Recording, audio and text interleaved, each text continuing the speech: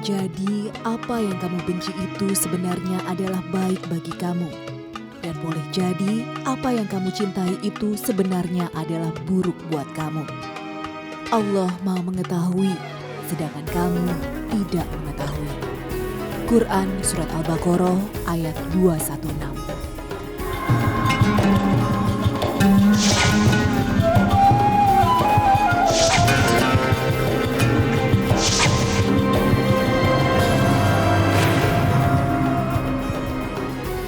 Assalamualaikum warahmatullahi wabarakatuh. Selamat pagi pemirsa Tawakal yang dirahmati Allah Subhanahu wa taala. Senang sekali saya Farid Hasan kembali menjumpai Anda.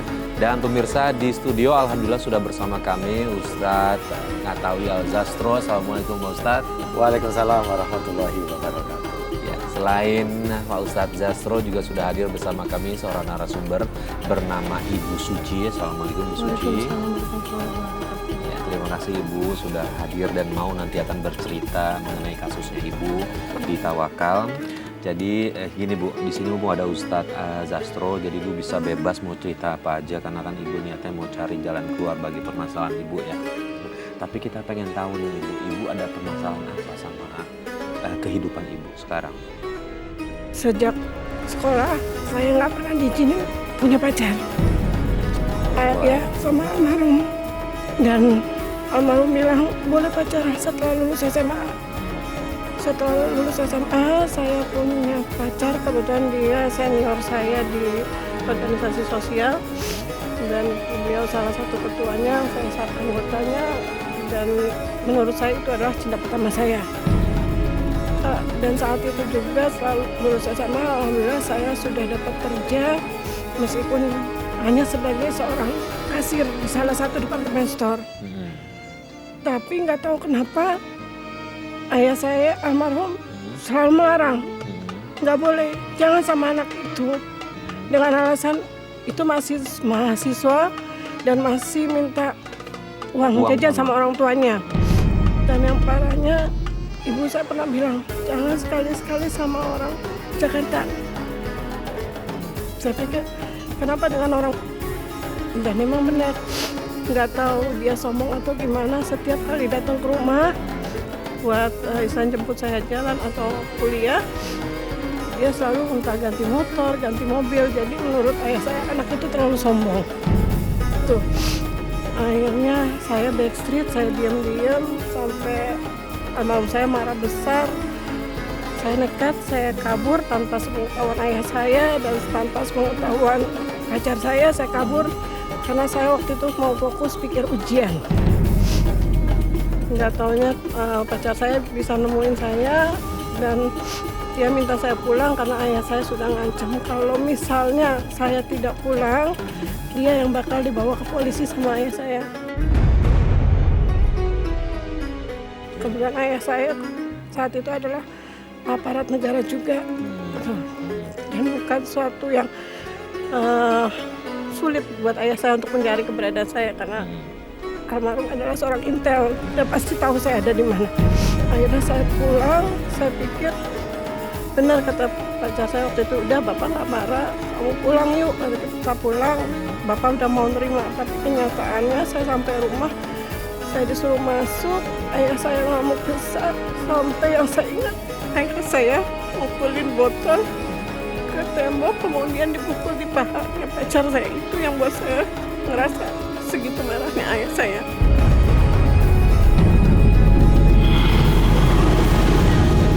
Sayang, aku nganter kamu sampai sini aja ya. Aku takut nanti ayah kamu lihat.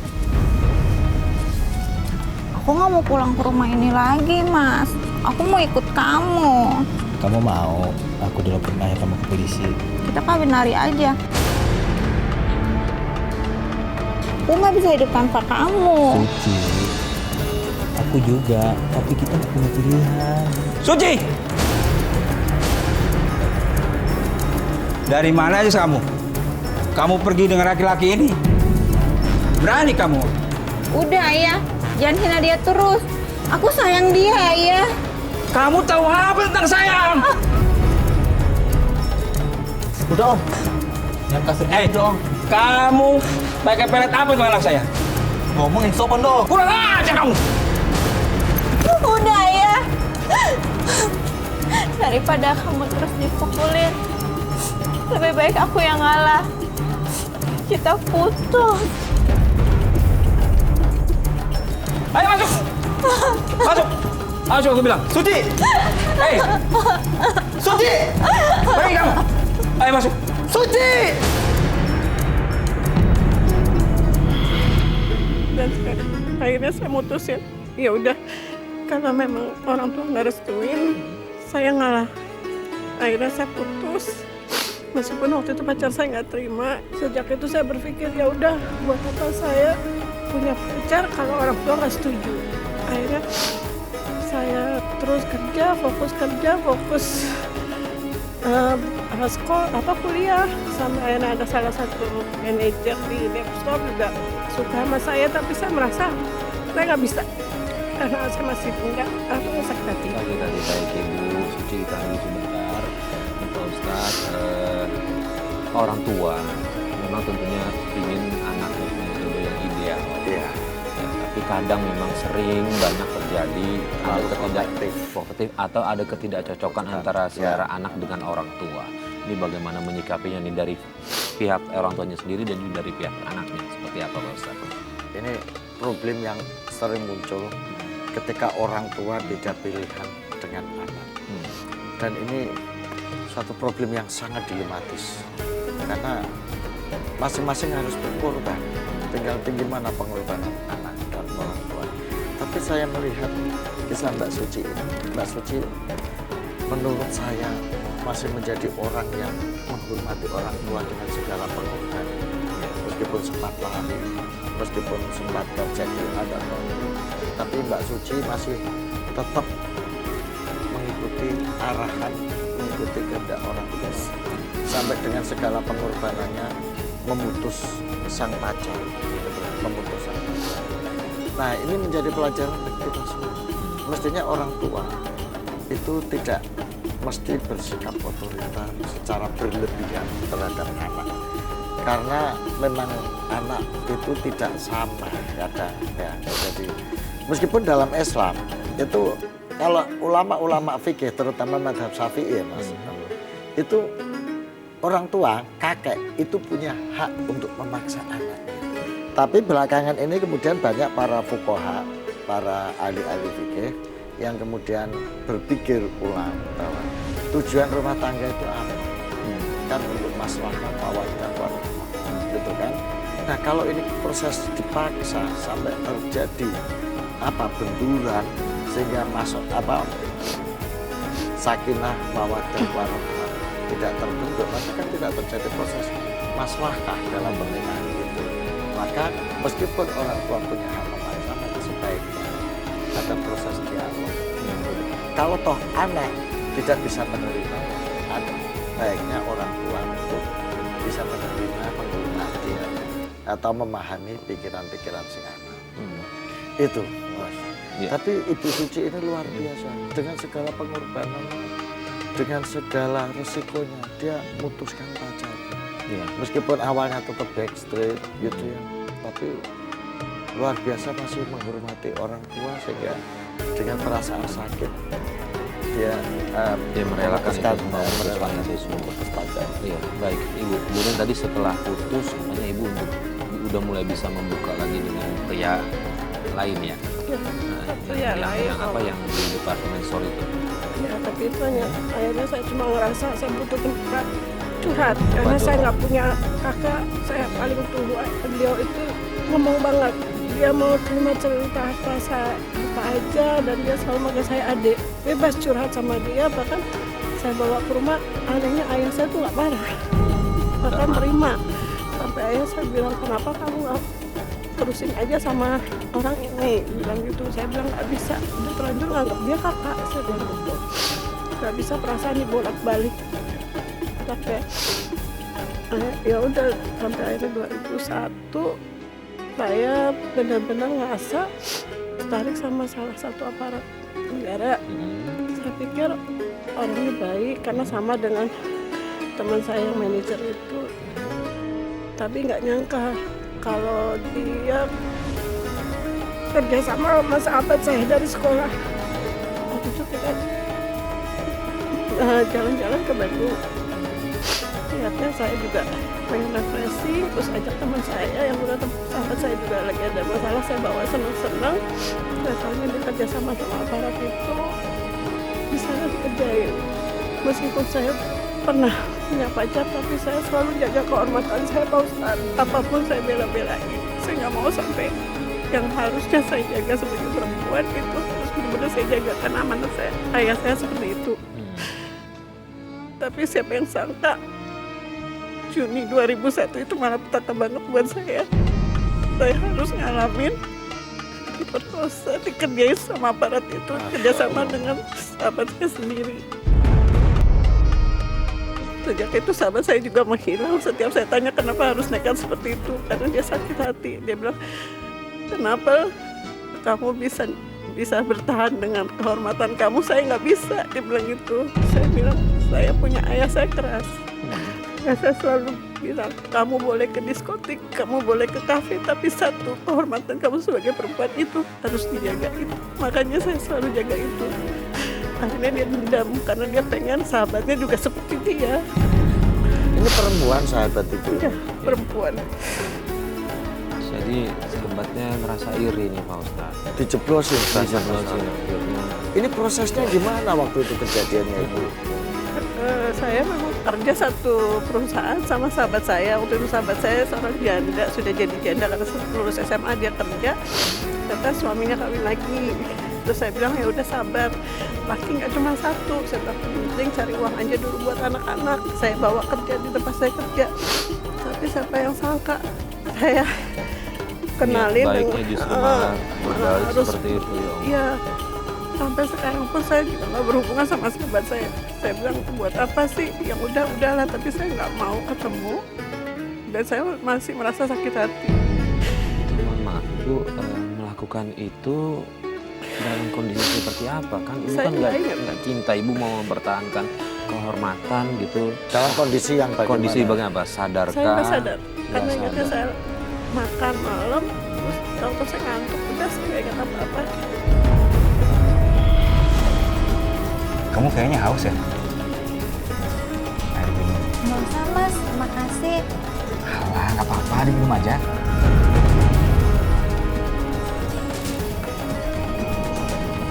Udah.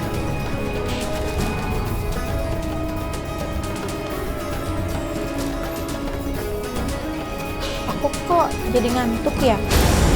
Kamu ngantuk? Ada kamar di sini. Kalau gitu kamu istirahat dulu aja di kamar. Nggak usah mas, makasih. Aku pulang aja. Apa? Kamu ngantuk loh. Kamu kuat pulangnya?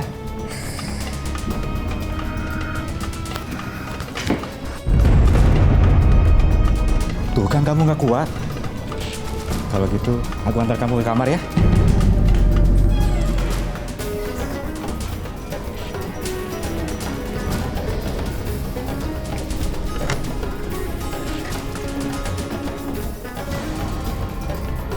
Gimana aku? Kamu? Apa yang kamu lakuin ke aku? Mama bersenang-senang sayang. Kamu jahat, kamu nyebak aku. Dasar brengsek, aku bunuh kamu. Kamu yang aku bunuh, brengsek kamu. Dasar.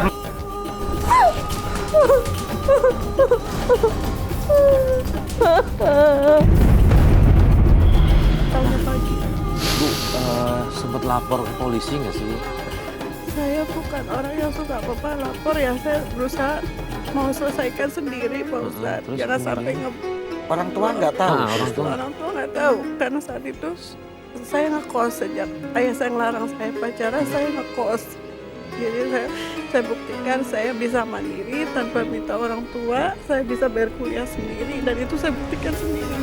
Orang tua nggak tahu sampai mereka akhir hayat nggak tahu. Nggak tahu, tapi saya yakin almarhum ayah saya tahu. Karena ayah saya punya indera keenam, Pak Ustadz. Jadi kalau saya kenapa-napa pasti tahu. Karena pernah setelah kejadian itu ayah saya telepon, kamu lagi ada masalah apa? Saya selalu tutupin, nggak ada apa-apa kok Pak, cuma ribut sedikit sama temen. Saya cuma selalu begitu, nggak cerita yang panjang lebar. Oke, Pak Ustadz, Ibu Suci masuk jebakan. Iya. Temannya jebakan itu tidak cuma sekedar bercanda, tapi ini jebakan sudah Soal masuk. moral, Iya. masa depan, kehormatan, harga diri, ini sudah campur baru. Ini Mas Farid ya, orang yang melakukan pemerkosaan itu tuh sangat berat. Bukan Allah maupun kehidupan sosial ya, dalam hukum sosial. Kalau menurut para ahli fikih, orang yang melakukan perkosaan ini ada dua. Kalau perkosaan itu dilakukan dengan tanpa senjata, tapi dia tetap melakukan pemaksaan, itu yang berhak dihukum itu yang melakukan. Perempuannya enggak kena hukum, karena dia menjadi korban statusnya gitu. Dan hukumannya itu kalau di Islam ya seperti hukuman orang berzina, gitu, dirajam atau dicambuk, gitu, tergantung muksan atau muksan, kira-kira seperti itu, gitu. Tapi kalau dengan paksaan, ancaman jiwa dan senjata, ini hukumannya dua, hukuman zina dan hukuman ngerampok. Kalau ngerampok itu di Islam ya sudah, selain dipotong tangannya, kakinya secara silang, diasingkan, nah itu dia juga harus dicambuk dan dirajam. Ini luar biasa. Lalu bagaimana dengan teman yang ikut terlibat nih Pak Ustadz? Membantu kejahatan dalam Islam itu dia hukumnya ya karena dia nggak ikut berzina, gitu ya, nggak ikut berzina, tapi menyediakan, menciptakan, memfasilitasi terjadinya itu, ya dia tetap Sama, berdosa. hitungan dosanya sama. Dosanya. Ibu Suci kita turut prihatinnya. Iya. Ibu Suci, tapi kalau menurut saya ketika pada saat kejadian harusnya sih lapor ke polisi biar ini semua bisa diselesaikan. Yang paling penting adalah nggak akan mengulang ini. Biasanya kejahatan akan selalu terulang. Iya, kalau Tidak ada korbannya iya, korbannya tidak lemah, korbannya dia, gitu. Ya tapi whatever lah. Ini suatu peristiwa dan suatu pengalaman hidup yang luar biasa. Baik, Ibu Suci, setelah kejadian itu saya paham banget pasti Ibu Suci hatinya hancur banget pada saat itu. Nah, mengatasinya seperti apa ini Ibu Suci? Saya waktu itu mengatasinya ya sama, kembali lagi. Saya fokus cari kerja, saya berusaha supaya lebih tinggi derajatnya dari laki-laki. Saya berusahanya seperti itu. Saya bisa berdiri sendiri tanpa laki-laki, saya pikir saya bisa. Setiap ada laki-laki mau dekat sama saya selalu bilang kita teman. Saya nggak mau ada yang serius-serius segala macam. Saya sudah nggak percaya saat itu. Jadi saya merasa malu dengan diri sendiri. Kenapa saya juga nggak bisa jaga kehormatan saya? Sampai harusnya saya juga malu terus terang sama almarhum ayah saya. Jadi benar saya hari-hari cuma kerjaan. Bahkan saya sampai rela kerja pagi di Jakarta, nanti malamnya saya harus berangkat ke Lampung, begitu lagi besok paginya dari Lampung berangkat lagi ke Jakarta. Ya, saya hanya begitu. Itu untuk menghapus Trauma yang ada, Iya. jadi mengisi dengan kegiatan. betul. Ya Allah, saudara melakukan ini efek dari Ya, kejahatan itu seperti itu, tidak hanya hari Luar itu biasa. tapi berhari-hari bahkan Berhari. bertahun-tahun orang bisa Bahkan menderita ya Allah. ini, tapi alhamdulillah Ibu Suci ini artinya kanalisasi atau kompensasi dari perasaan kecewa, perasaan itu kerja, ya, bukan dilampiaskan dari tempat yang lain.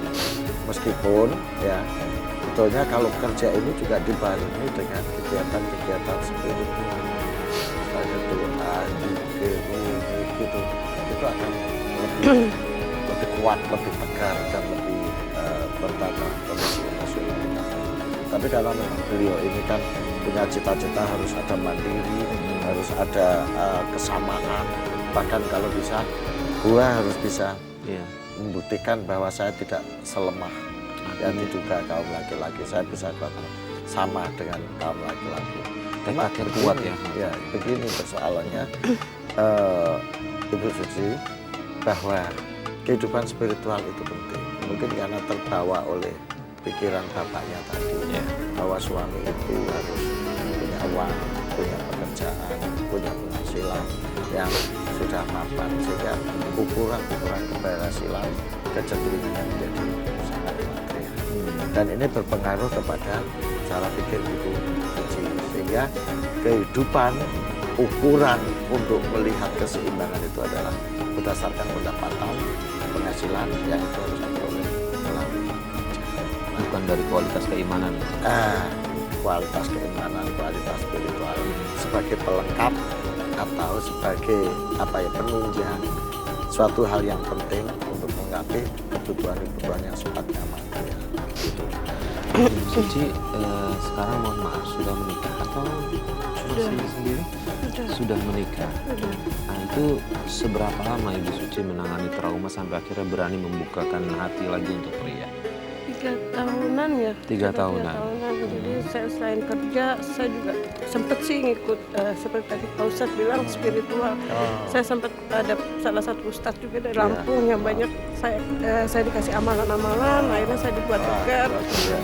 Sampai tahun 2003 awalnya sih saya sempat kenal dengan seorang pria di daerah. Di situ saya hanya sebatas teman. Saya bawa teman kos yang pemain band, dia pengen main di luar kota, saya bawa karena kebetulan punya channel di luar kota, saya bawa ke sana dan saya kenal dengan salah satu karyawan di sana. Akhirnya kita bersahabat. Awalnya cuma bersahabat. Dan di situ dia nanya kenapa nggak cari cowok yang buat serius. Saya bilang buat apa sih cari cowok tuh, nggak akan ada yang mau, karena kebetulan sejak kejadian saya perkosa itu saya dapat penyakit kista.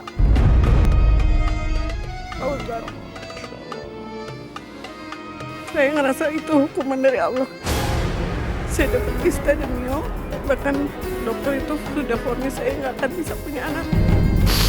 Makanya saya cerita ke cowok ini, ternyata dia bilang ya udah nggak usah pikirin begitu, kita nikah yuk. Nggak tahu kenapa saat itu saya langsung bilang sama ayah saya bilang, Pak ada yang ngajakin nikah gimana? Kata bapak, orang seberang ya? Iya. Ya udah kamu sholat istiqoroh. Saya jalan di sholat istiqoroh. Ternyata memang yang ditunjukin saya harus nikah sama yang orang seberang ini. Oh ya udah akhirnya saya nikah pertengahan 2004. Saya nikah, terus saya pindah ke daerah ngikut suami. Di situ ayah saya juga nggak bisa datang karena kebetulan saya nikahnya di daerah, Pak. Terus saya diwalikan karena ayah saya saat itu sedang sakit. Awal pernikahan, seminggu pernikahan itu saya ngerasa ada keanehan, ada yang selalu disembunyikan sama suami saya. Ternyata suami saya itu suka mabuk. Itu yang awalnya saya nggak tahu. Yang saya cuma tahu gini, kalau pulang kerja, dia memang kerja di hotel itu. Dia kalau pulang matanya merah. Saya tanya kenapa mas? Enggak, tadi kelilipan, selalu begitu. Terus saya merasa kalau tiba-tiba dia diam terus tangannya bergetar, Pak Ustaz. Saya bilang, udah gitu dia pergi ganti baju mau kemana? Enggak, sebentar mau keluar. Lama-lama saya nemuin ada beberapa minuman, ada obat-obatan di kantong bajunya. Saya jadi mikir kenapa saya dapat suami yang seperti ini. Saya mikirnya gitu. Tapi saya cerita sama ayah saya bilang, Pak gimana? Ya udah itu udah jalan kamu, udah takut kamu jalanin. Insya Allah kamu kuat, itu yang ayah saya bilang. Akhirnya saya jalanin terus sampai saat itu saya benar-benar marah, saya nggak terima. Kok uang dia habis-habisin begitu. Akhirnya saya tanya kenapa uangnya dia bisa habisin. Dia marah, dia nggak terima, saya dipukul.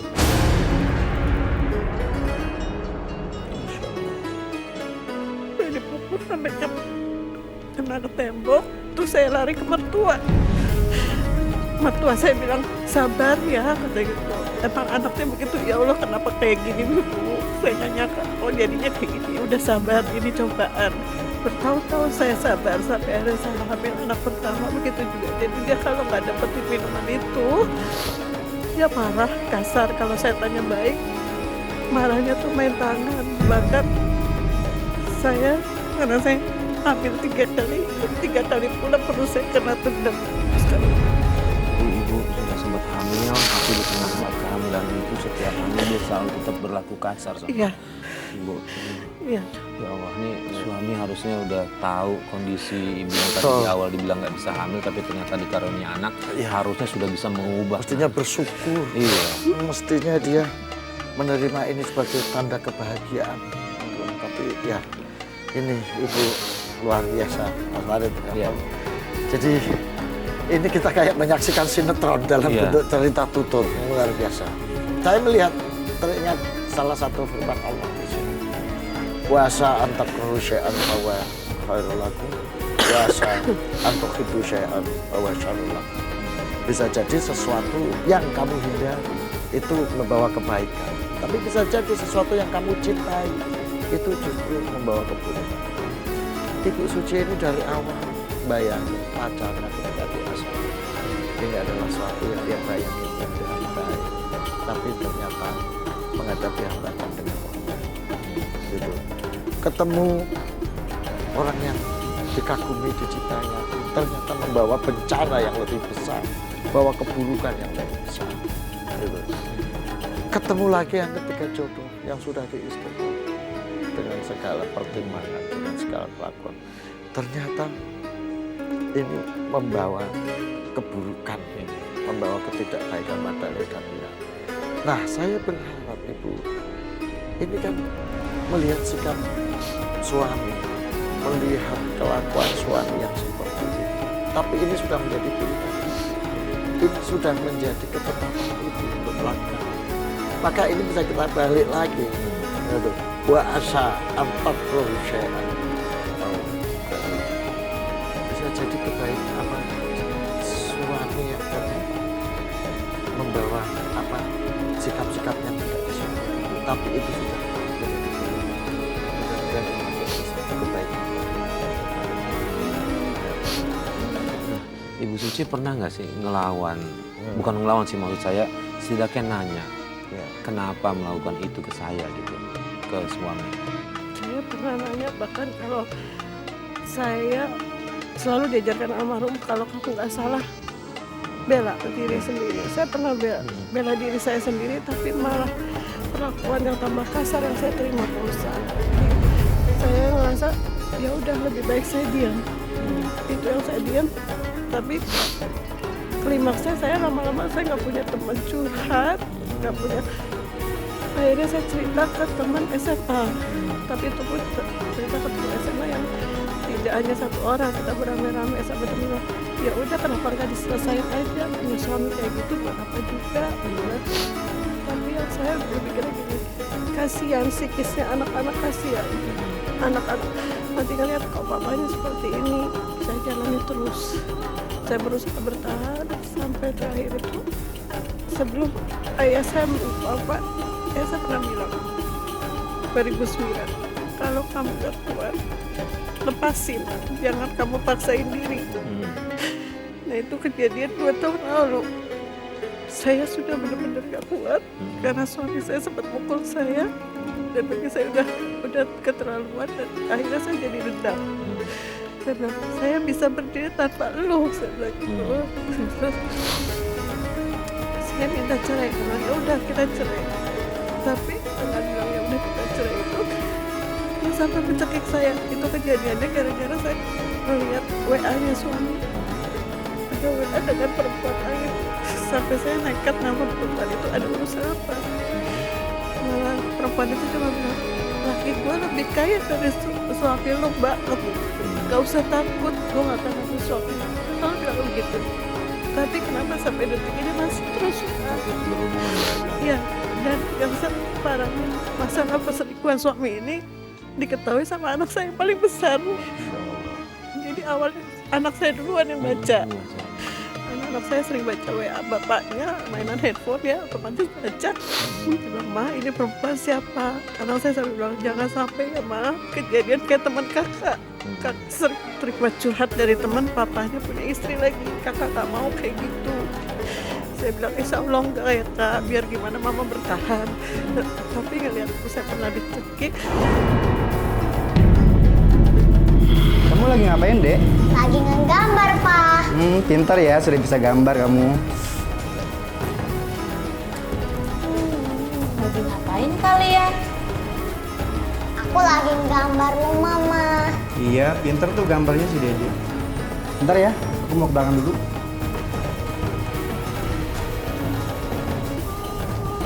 Gambar apa, Kak? Kakak lagi gambar rumah.